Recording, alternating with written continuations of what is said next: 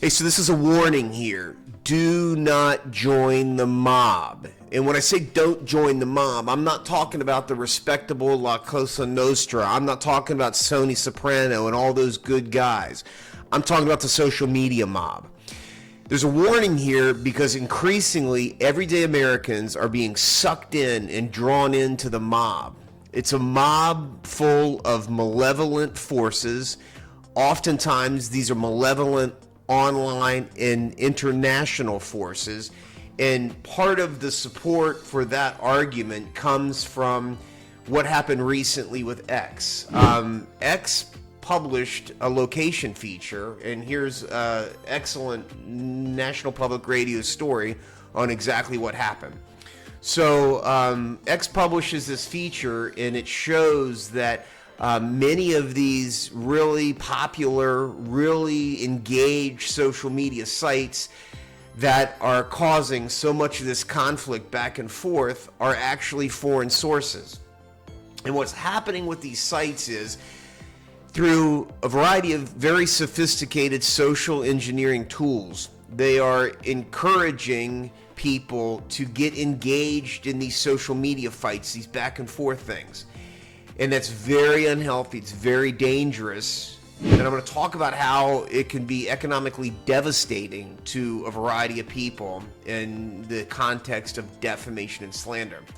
But just focusing on what's happening here, black and white, is that you dear watcher, you social media denizen, are being exploited. You're being drawn into these fights and these conflicts. Your mind is being manipulated. You're being encouraged to participate in these social media fights, punching here, punching there. And I want you to wake up and understand the dramatically negative effect that it's going to have. People are going to get sued left and right when we come out of this fog, and you understand how dangerous it is. But this is a warning. So here's this NBR story. Very bad, very significant. Here's a Purdue Global Law School that identifies what social media libel, slander, defamation is. And then the next thing I want to share here is actually an old story. This one goes all the way back to 22, but we're coming up with really sophisticated research here that tells us all that what's happening in the space of social media is that everyday Americans are being exploited and drawn into conflicts that they have no business being drawn into at all.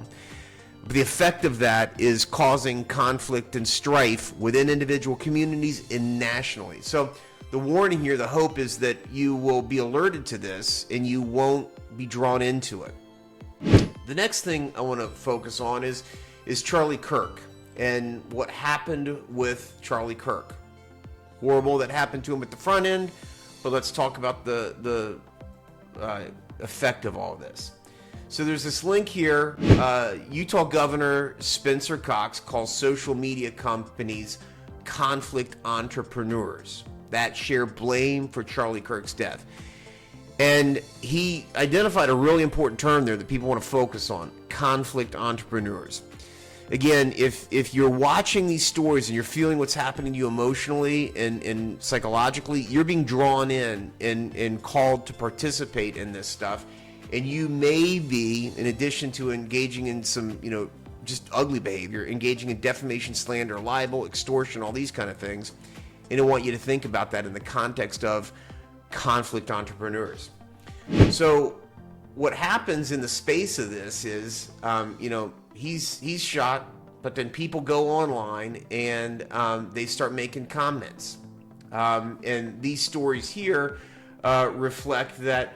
And here's a Wikipedia page that hundreds of people across the country suffered very real economic consequences, personal consequences, because they were fired. This one story here out of Reuters calls it the Charlie Kirk Purge. 600 Americans were punished in a pro-Trump crackdown. Now, many of those comments that led to these things maybe weren't appropriate, but the question is, why? Why did these 600 plus people feel the need to engage in this comment and commentary? Probably wasn't necessary. Probably everyone that made them decided they didn't want to do it. On the one hand, we got free freedom of speech, free press, but on the other hand, why are people participating and getting engaged and involved in this? But what this post is really about is to alert people who are engaged online to be very weary, to be very aware of potential defamation, slander, libel. Because when you go beyond public figures and you start engaging in the mob, the online mob against private figures, you subject yourself to liability for defamation, libel, slander. If you're the victim of this, for whatever reason, you're getting piled onto, collect those statements, collect the screenshots, be prepared to go after, issue that 770 demand letter immediately to try and shut this stuff down, because it hits like wildfire. And it's going to affect people for their entire lives. We're going to do searches, and the mob starts attacking somebody, making false statements. Getting that stuff removed is very difficult. It could be absolutely impossible. So if you find yourself in the middle of one of these social media mobs, take action immediately. Do everything you can, particularly that takedown letter, to shut it down immediately.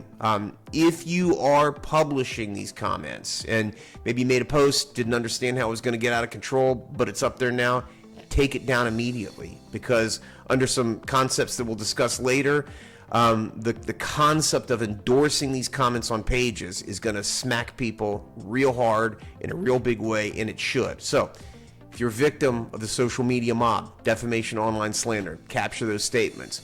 If you're perpetuating the online mob, take it down immediately so that the damage stops.